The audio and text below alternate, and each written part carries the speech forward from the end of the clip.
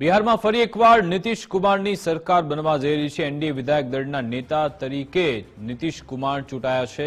કાલે 10મી વાર તેઓ મુખ્યમંત્રી પદના શપથ લેશે। સમ્રાટ ચૌધરીએ નીતિશ કુમારના નામનો પ્રસ્તાવ રાખ્યો હતો। તમામ ધારાસભ્યોએ આ પ્રસ્તાવનું સમર્થન કર્યું। ભાજપ વિધાયક દળના નેતા તરીકે સમ્રાટ ચૌધરી ચૂંટાયા છે। સમ્રાટ ચૌધરી ફરી એકવાર નાયબ મુખ્યમંત્રી બનશે। નીતિશ કુમાર જ અમારી સરકારના નેતા છે તેવું પણ ચિરાગ પાસવાને નિવેદન આપ્યું હતું। આજ અંગે વધુ વિગત આપશે અમારા આઉટપુટ હેડ મુફદ્દલ કપાસી ફોનલાઈન પર જોડાઈ ગયા છે। જી મુફદ્દલ। જી વિકાસ, ગઈકાલથી જ કેટલીક અટકળો પણ ચાલી રહી હતી, જ્યારે આજે ભાજપના વિધાયક દળની અને જેડીયુના વિધાયક દળની બેઠક મળવાની હતી અને એ પછી એનડીએની એક સંયુક્ત વિધાયક દળની બેઠક હતી।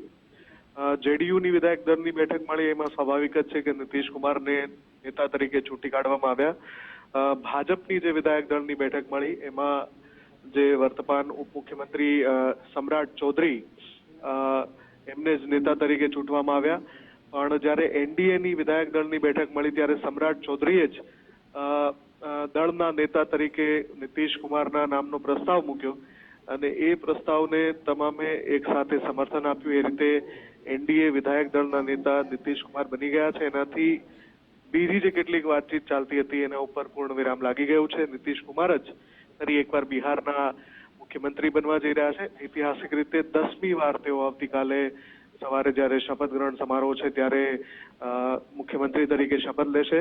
એની સાથે એ પણ નિશ્ચિત થઈ રહ્યું છે કે સમ્રાટ ચૌધરી અને વિજય સિન્હા બંને નાયબ મુખ્યમંત્રી પદે ફરીવાર શપથ લેશે અને ચિરાગ પાસવાન જેના ઉપર નજર હતી કે ચિરાગ પાસવાન શું કરે છે, એમણે પણ પોતાનું નિવેદન આપીને પરિસ્થિતિ સ્પષ્ટ કરી દીધી છે કે અમારા નેતા નીતિશ કુમાર જ છે।